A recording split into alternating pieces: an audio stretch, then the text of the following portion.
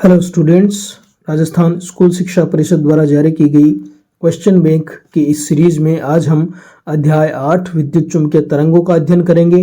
पहले इसका ब्लूप्रिंट देख लेते हैं। यह जो पार्ट है वो 2 नंबर का है, जिसमें से एक वस्तुनिष्ठ प्रश्न आएगा आधे अंक का, रिक्त स्थान वाला प्रश्न नहीं आएगा, अति लघुत्तरात्मक प्रश्न नहीं आएगा, एक लघुत्तरात्मक प्रश्न आएगा 1.5 नंबर का। इसमें से ना ही दीर्घ-उत्तरीय आएगा ना ही निबंधात्मक आएगा। तो इसमें छोटे प्रश्न इंपॉर्टेंट है। तो यहाँ कुछ महत्वपूर्ण बिंदु दिए गए हैं।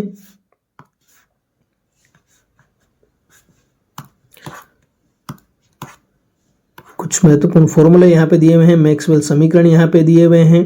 तो आप इनको ध्यानपूर्वक इनका अध्ययन करें। और नेक्स्ट आगे हम कुछ महत्वपूर्ण फैक्ट भी इसमें दिए हुए हैं, उनको आप पढ़ सकते हैं।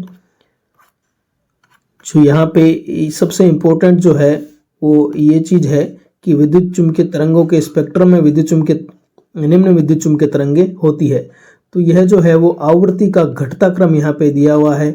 यह आवृत्ति का घटता क्रम हम इसको कह सकते हैं, ऊपर से नीचे की ओर, या हम इसको कह सकते हैं तरंग दैर्ध्य का बढ़ता क्रम। तो ये तरंग दैर्ध्य का बढ़ता क्रम है। इनको आपको याद रखना है कि गामा जो किरणें होती है वो उनकी आवृत्ति सबसे ज़्यादा होती है। आवृत्ति ज़्यादा है मतलब कि इनकी ऊर्जा ज़्यादा है।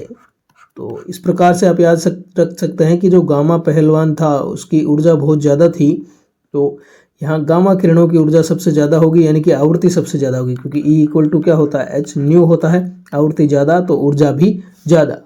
गामा किरणों के बाद क्या आती है, एक्स किरणें आती है। गामा वाई की तरह लिखी जाती है तो वाई के बाद एक्स आएगा।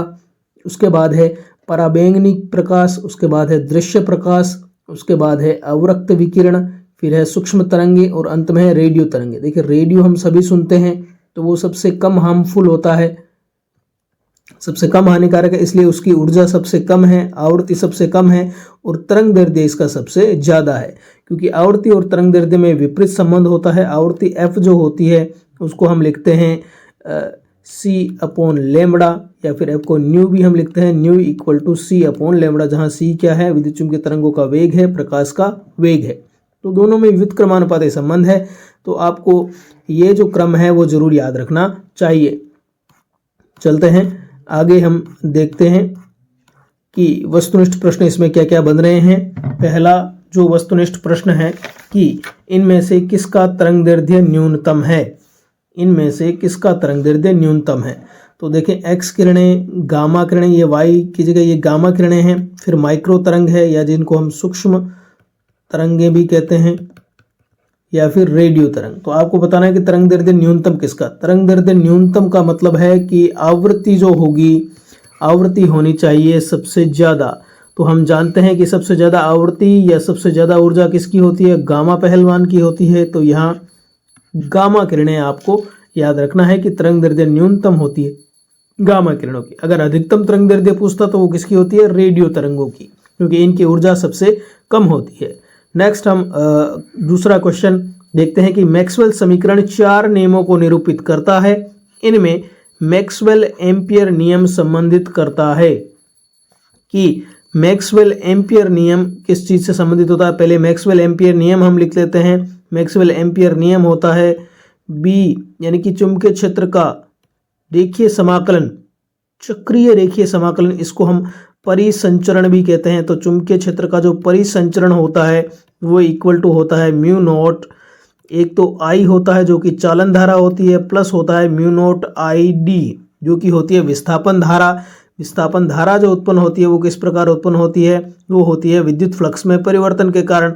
तो म्यू नॉट यहाँ पे आता है, ID का डेफिनेशन होती है epsilon not d phi E/dt। तो यहाँ पे आप देख सकते हैं कि विद्युत फ्लक्स में परिवर्तन के कारण क्या उत्पन्न होती है, विस्थापन धारा उत्पन्न होती है। तो यहाँ पे क्या दिया हुआ है कि चुंबकीय फ्लक्स में परिवर्तन की दर को कुल धारा से निरूपित करता है, नहीं। चुंबकीय फ्लक्स परिवर्तन की दर को कुल विस्थापन धारा से निरूपित करता है, नहीं। चुंबकीय फ्लक्स परिवर्तन की दर को धारा से निरूपित करता है, नहीं। तो इनमें से कोई नहीं, इसका जवाब होगा इनमें से कोई नहीं, क्योंकि यहाँ चुंबकीय फ्लक्स में परिवर्तन नहीं है, यहाँ विद्युत फ्लक्स में परिवर्तन है और वो किससे संबंधित है, विस्थापन धारा से संबंधित है। नेक्स्ट हम देखने वाले हैं प्रश्न संख्या 3 कि अवरक्त किरणें इन क्षेत्रों के मध्य स्थित होती है। तो आपको वो क्रम याद रखना है, पहले गामा, फिर एक्स, फिर पराबैंगनी, फिर दृश्य, दृश्य के बाद अवरक्त, अवरक्त के बाद सूक्ष्म और सूक्ष्म के बाद अंत में हमारे पास आती है रेडियो तरंगे। तो देखें कि अवरक्त किरण यह है कि ये किन किन के बीच आ रही है, दृश्य और सूक्ष्म। तो सूक्ष्म तरंगों एवं दृश्य प्रकाश के बीच ये आती है। तो करेक्ट ऑप्शन हमारा हो गया बी, यहाँ पे हमारा ऑप्शन हो गया कि इनके बीच ये आती है। अगला प्रश्न है कि निम्न में से किसकी तरंग लंबाई न्यूनतम होती है। देखिए तरंग लंबाई कहे या तरंग दैर्ध्य कहे एक ही बात है। तरंग दैर्ध्य लेमड़ा से लिखते हैं कि ये न्यूनतम किसके लिए होता है, तरंग दैर्ध्य न्यूनतम मतलब आवृत्ति अधिकतम, और हम देख चुके हैं अधिकतम आवृत्ति किसकी है, गामा किरणों की है। तो गामा रे यहाँ पे हो जाएगा, रे का मतलब होता है किरण। नेक्स्ट अगला प्रश्न हम देखने वाले हैं 5वां कि विद्युत चुम्बकीय तरंगों की उत्पत्ति इनके द्वारा होती है। कि विद्युत चुम्बकीय तरंगों की उत्पत्ति किनके द्वारा होती है, क्या एक त्वरित आवेश के कारण होती है, क्या स्थिर आवेश के कारण होती है, क्या अनावेशित आवेश के कारण होती है, या गतिशील आवेश के कारण होती है। देखिए अनावेशित आवेश का तो कोई मतलब ही नहीं है, वो आवेश ही नहीं है। एक स्थिर आवेश, स्थिर आवेश से तो केवल विद्युत क्षेत्र उत्पन्न होता है। एक गतिशील आवेश, गतिशील आवेश से विद्युत क्षेत्र भी उत्पन्न होता है और चुंबकीय क्षेत्र भी उत्पन्न होता है। तो विद्युत क्षेत्र एवं चुंबकीय क्षेत्र दोनों उत्पन्न होते हैं, पर ये परिवर्तित नहीं होते हैं। तो एक त्वरित आवेश से विद्युत क्षेत्र उत्पन्न होता है जो कि परिवर्तनशील होता है, और परिवर्तनशील विद्युत क्षेत्र क्या उत्पन्न करता है, परिवर्तनशील चुंबकीय क्षेत्र उत्पन्न करता है। तो ये जो है ये परिवर्तनशील विद्युत क्षेत्र है, ये उत्पन्न करेगा परिवर्तनशील चुंबकीय क्षेत्र, और परिवर्तनशील चुंबकीय क्षेत्र वापस क्या उत्पन्न करेगा, परिवर्तनशील विद्युत क्षेत्र। तो इस प्रकार से ये अगर तरंग संचरण की दिशा होती है तो विद्युत क्षेत्र और चुंबकीय क्षेत्र एक दूसरे के लंबवत और संचरण की दिशा के भी लंबवत इस प्रकार से गति करते हैं और हमें विद्युत चुंबकीय तरंगे प्राप्त होती है। तो करेक्ट ऑप्शन हो जाएगा एक त्वरित आवेश। नेक्स्ट हम बात कर रहे हैं प्रश्न संख्या 6 की विद्युत चुंबकीय तरंग होता है, क्या अनुदैर्ध्य होती है, क्या अनुप्रस्थ होती है, क्या प्रगामी तरंग होती है, या इनमें से कोई नहीं। तो विद्युत चुंबकीय तरंगे जो होती है वो अनुप्रस्थ तरंगे होती है। अनुप्रस्थ तरंगे वो होती है जिनमें ये एक संचरण की दिशा है उसके लंबवत कंपन होते हैं। तो यहाँ हम देख चुके हैं कि संचरण की दिशा के लंबवत ही विद्युत क्षेत्र और चुंबकीय क्षेत्र के कंपन होते हैं। तो ये कैसी तरंगे हैं, अनुप्रस्थ तरंगे होती है। नेक्स्ट हम बात करें प्रश्न संख्या 7 की कि विद्युत चुंबकीय तरंग का संचरण क्या विद्युत क्षेत्र के लंबवत होता है, क्या चुंबकीय क्षेत्र के लंबवत होता है, या दोनों के लंबवत होता है। देखिए विद्युत क्षेत्र के भी लंबवत होता है, चुंबकीय क्षेत्र के भी लंबवत होता है ना। तो करेक्ट ऑप्शन यहाँ पे हमारा रहेगा सी कि दोनों के लंबवत होता है। 8वां प्रश्न इसमें देखिए इनमें से कौन गलत है। देखिए इस ऑप्शन में हमें लिखना चाहिए था केवल विद्युत क्षेत्र के लंबवत या केवल चुंबकीय क्षेत्र, तब ये ऑप्शन गलत हो गए, बाकी तो ये भी सही है ना। तो ज़्यादा यहाँ हमें उचित ये लगना चाहिए, तो इसलिए हमने ये लिख दिया। नेक्स्ट हम देखते हैं कि इनमें से कौन सा गलत कथन है। गलत कथन हमें छांटना है, ध्यान रहे, सही कथन नहीं। तो देखिए विद्युत चुंबकीय तरंगे अनुप्रस्थ होती हैं, बिल्कुल सही है। विद्युत चुंबकीय तरंगे निर्वात में प्रकाश के वेग से चलती है, ये भी बिल्कुल सही है कि विद्युत चुंबकीय तरंगे जो है वो प्रकाश के वेग से ही चलती है। C = 3 × 10⁸ मीटर प्रति सेकेंड। क्या विद्युत चुंबकीय तरंगों के वेग सभी माध्यमों में समान होते हैं? नहीं जी, विद्युत चुंबकीय तरंगों के वेग सभी माध्यमों में समान नहीं होते हैं। माध्यम बदलने पर वेग बदल जाता है, जिसको हम लिखते हैं v, और ये होता है C/n, यानी कि उस माध्यम के अपवर्तनांक का हमें भाग देना पड़ेगा, तब जाके हमें उस माध्यम में वेग मिलेगा। यानी कि वेग जो है वो सभी माध्यमों में अलग अलग होता है। तो यहाँ इसने कहा है समान होता है, तो यानी कि ये गलत कथन है, इसलिए सी हमारा यहाँ पे ऑप्शन हो जाएगा। एक चौथा ऑप्शन भी देख लेते हैं कि क्या विद्युत चुंबकीय तरंग त्वरित आवेश से उत्सर्जित होते हैं? बिल्कुल, त्वरित आवेश से ही उत्सर्जित होती है। नेक्स्ट हम देख लेते हैं 9वां प्रश्न कि दूर संचार के लिए उपयुक्त विकिरण है। कौन सा विकिरण दूर संचार के लिए उपयुक्त है? क्या ये पराबैंगनी है, क्या ये अवरक्त है, क्या ये माइक्रो तरंगे हैं या फिर दृश्य तरंगे हैं।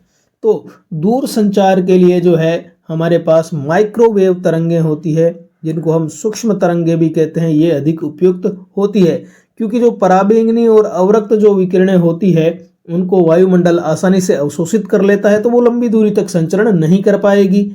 तो जो माइक्रो तरंगे होती है वो लंबी दूरी तक संचार कर सकती है और इनका अवशोषण भी कम होता है, और इनके लिए जो संग्रहण के लिए या प्रसारण के लिए जो एंटीना चाहिए वो भी क्या होता है, वो छोटा एंटीना से भी काम चल जाता है। तो इसका करेक्ट ऑप्शन हो जाएगा माइक्रो तरंगे या सूक्ष्म तरंगे। नेक्स्ट हम देखते हैं 10वां कि माइक्रो तरंग की आवृत्ति है। देखिए, तो हमें आवृत्ति वाला क्रम फिर से लिखना पड़ेगा, पहले गामा पहलवान, फिर एक्स, फिर हमें लिखना पड़ेगा पराबैंगनी, फिर लिखना पड़ेगा दृश्य, फिर लिखना पड़ेगा हमें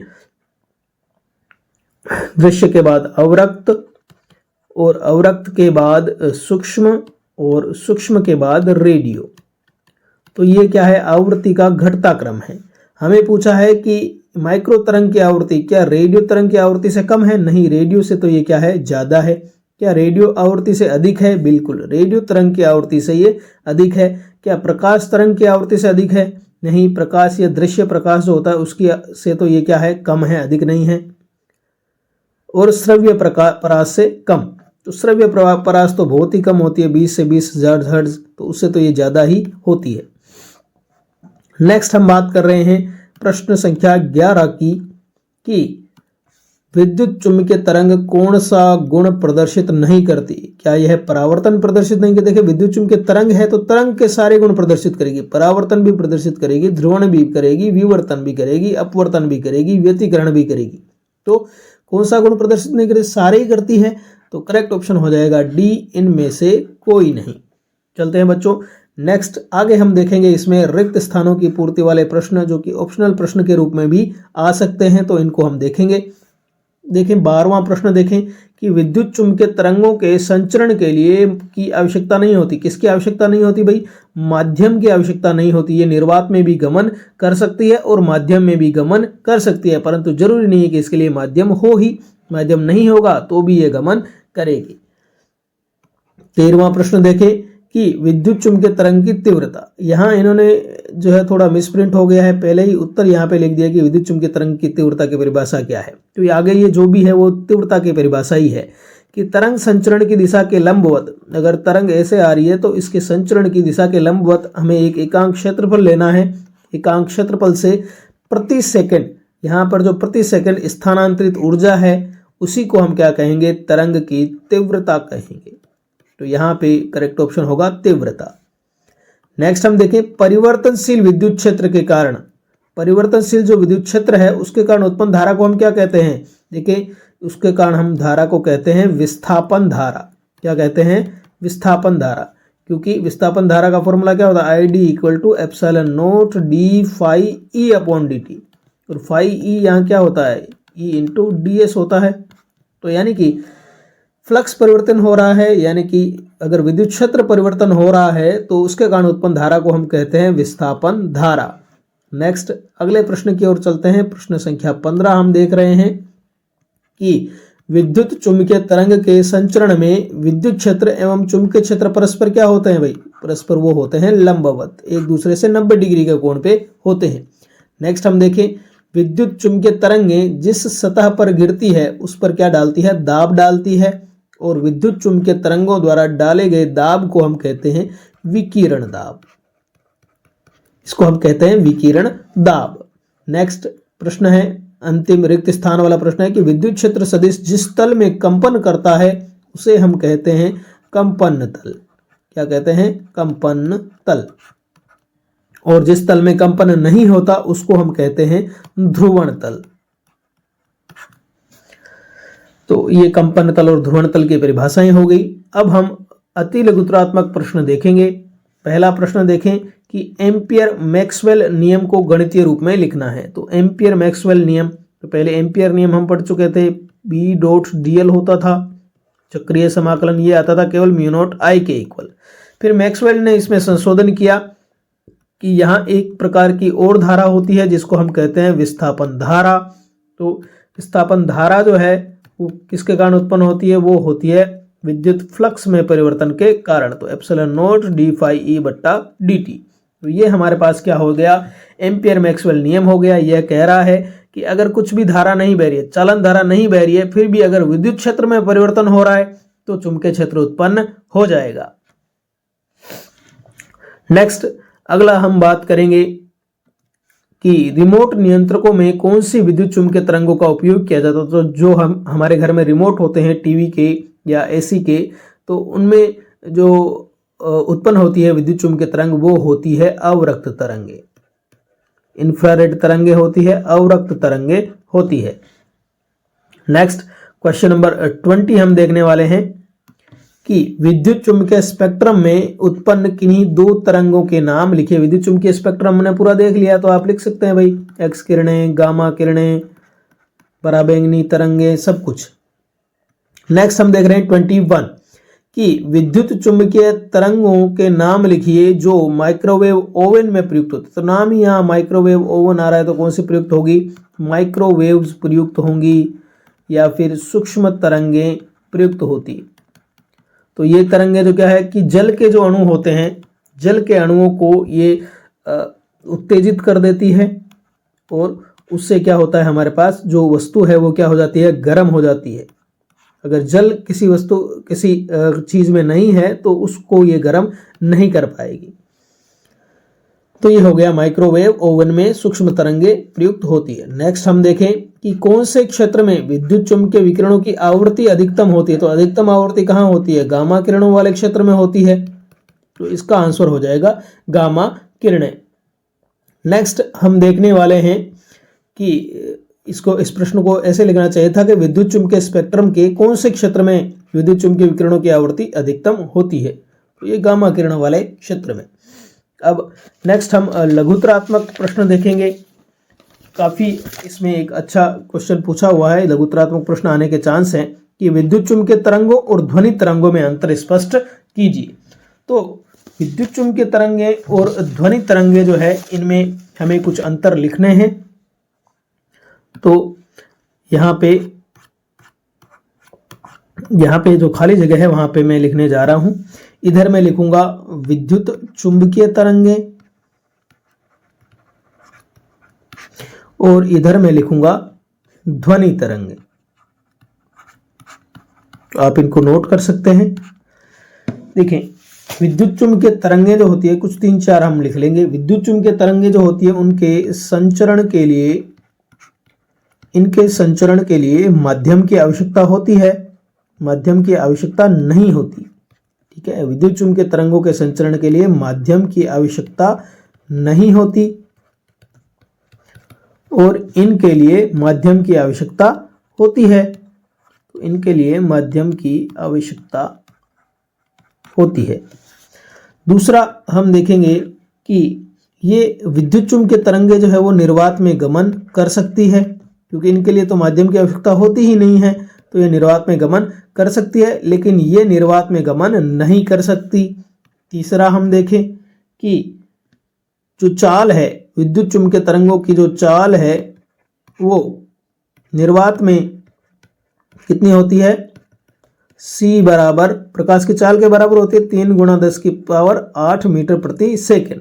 लेकिन जो ध्वनि तरंगे हैं ये निर्वात में तो गमन कर नहीं सकेगी, तो वायु में इनकी जो चाल होती है वी साउंड वो होती है लगभग 320 मीटर प्रति सेकंड। तो काफ़ी कम होती है, ध्वनि तरंगों की चाल जो है वो काफ़ी कम होती है विद्युत चुंबकीय तरंगों की तुलना में। एक अंतिम प्रश्न हम देखते हैं कि ये जो तरंगे हैं ये तरंगे अनुप्रस्थ प्रकृति की होती है।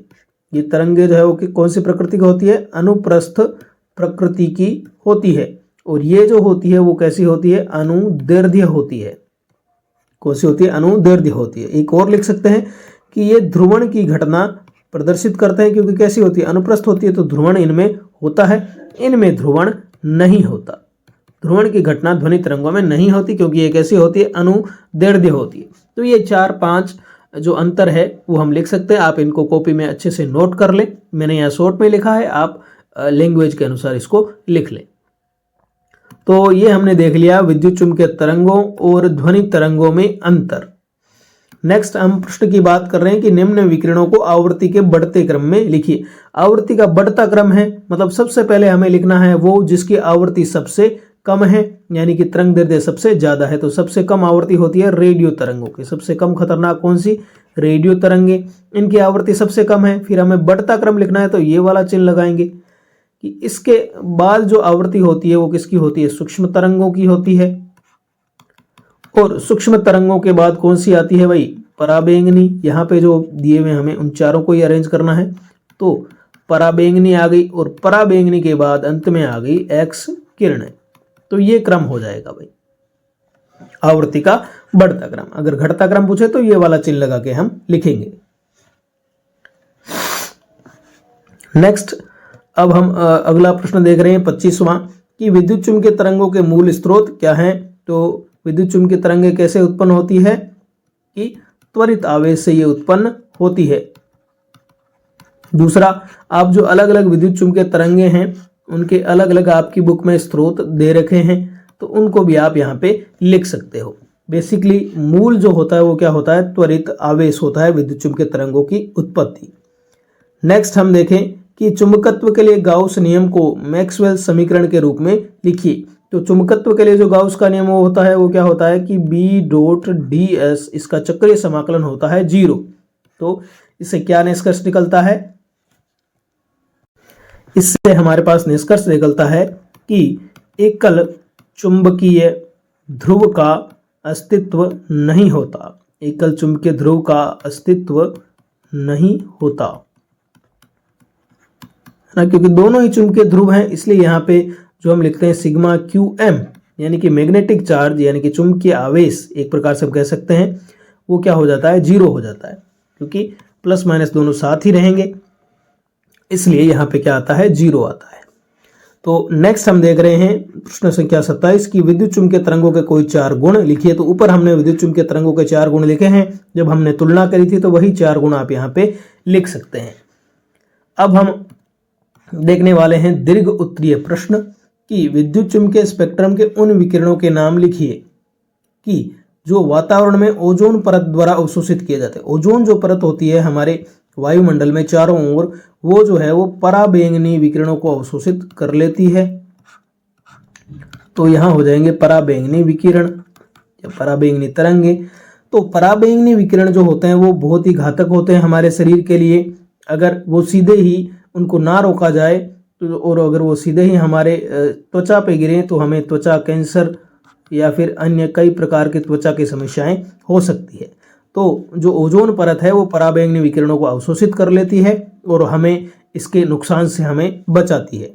नेक्स्ट हम देखें कि उच्च वेग वाले इलेक्ट्रॉन की धातु लक्ष्य पर बमबारी से, तो बहुत ज़्यादा वेग वाले जो इलेक्ट्रॉन होते हैं उनकी एक भारी धातु के लक्ष्य से जब टक्कर कराते हैं तो क्या उत्पन्न होती है? एक्स किरणें उत्पन्न होती है। तो यहाँ हो जाएगा हमारे पास बी का उत्तर हो जाएगा एक्स किरणें। नेक्स्ट सी, संचार उपग्रह में कौन से प्रयुक्त होते हैं? हमने पहले पढ़ा था कि दूर संचार में कौन सी सूक्ष्म तरंगें प्रयुक्त होती है? माइक्रोवेव्स प्रयुक्त होती है। डी हम बात करें कि लगभग 400 नैनोमीटर से 700 नैनोमीटर तरंग दैर्ध्य परास कौन रखते हैं? तो यह होता है दृश्य प्रकाश। तो ये आप याद भी रख सकते हैं कि दृश्य प्रकाश की जो तरंग दैर्ध्य है वो 400 नैनोमीटर से 700 नैनोमीटर या फिर 4000 एंगस्ट्रम से 7000 एंगस्ट्रम तक होती है। नेक्स्ट 29 हम देखें कि एक आवेशित कण अपनी साम्यावस्था के दोनों ओर 100 मेगाहर्ट्ज आवृत्ति से दोलन कर रहा है। तो कोई आवेशित कण है जो कि दोलन कर रहा है अपनी माध्य स्थिति के दोनों ओर 100 मेगाहर्ट्ज आवृत्ति से।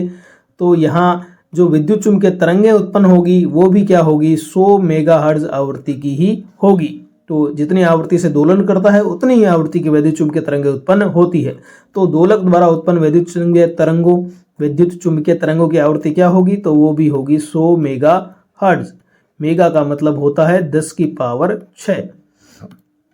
नेक्स्ट हम बात करें प्रश्न संख्या 30 की विद्युत चुंबकीय तरंगों में विद्युत क्षेत्र E एवं चुंबकीय क्षेत्र B इनके मध्य कोण। देखिए विद्युत चुंबकीय तरंगों में विद्युत क्षेत्र और चुंबकीय क्षेत्र क्या रहते हैं? एक दूसरे के लंबवत रहते हैं। दोनों के बीच का कोण कितना होता है? 90 डिग्री होता है। तो कोण तो कितना? 90 डिग्री। और कला अंतर, देखिए कलांतर इनमें क्या होता है? 0 होता है, क्योंकि दोनों ही समान कला में कंपन करती है। जब बी 0 होता है तब ई 0 होता है, जब बी मैक्सिमम होता है तब ई भी मैक्सिमम होता है, फिर से बी 0 हुआ तो ई भी 0 हो गया। इस प्रकार से ये चलते हैं। तो कलांतर होता है 0 डिग्री और कोण होता है 90 डिग्री। 90 डिग्री को आप π/2 भी लिख सकते हो। ठीक है, तो ये हो गया हमारा 30वां प्रश्न।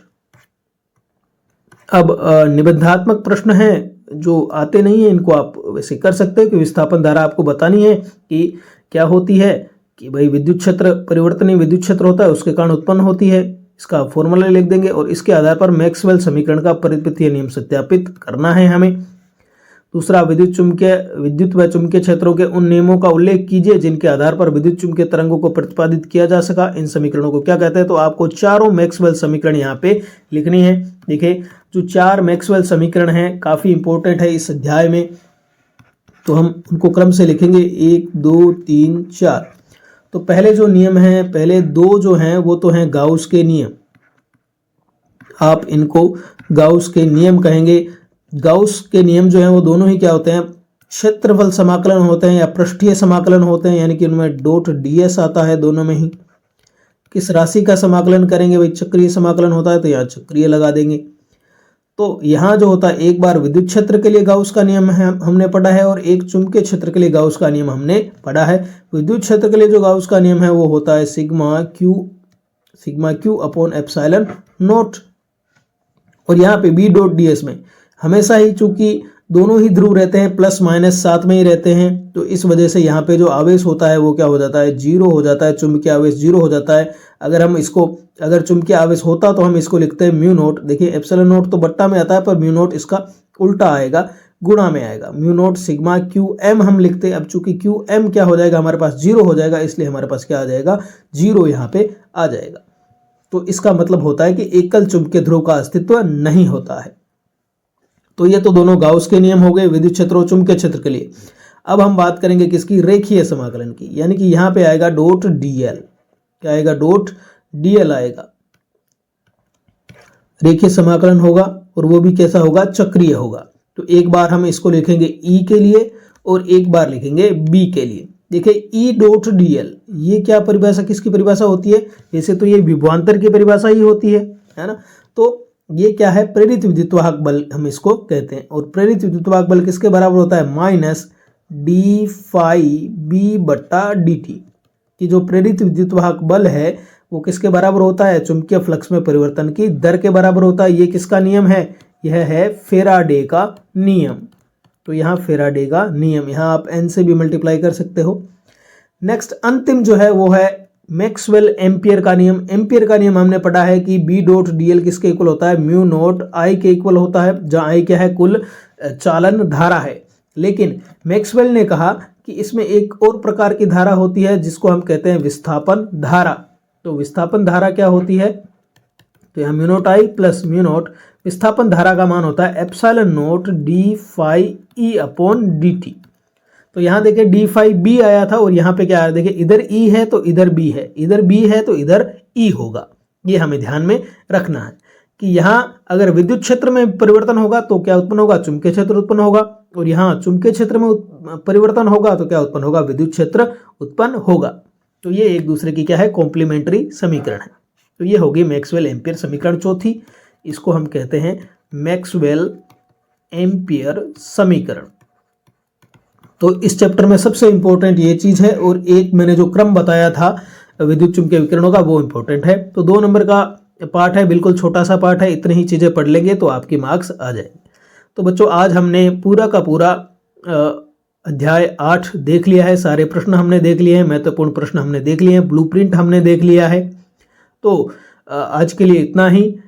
अगर आपको ये वीडियो पसंद आए तो लाइक जरूर करें, कमेंट करें अगर कुछ समझ में नहीं आया है तो, और इस चैनल को सब्सक्राइब करें और अपने दोस्तों के साथ इसको ज़्यादा से ज़्यादा शेयर करें। तो मिलते हैं अगले वीडियो में अगले पाठ के साथ, जो कि किरण प्रकाशिकी है हमारा।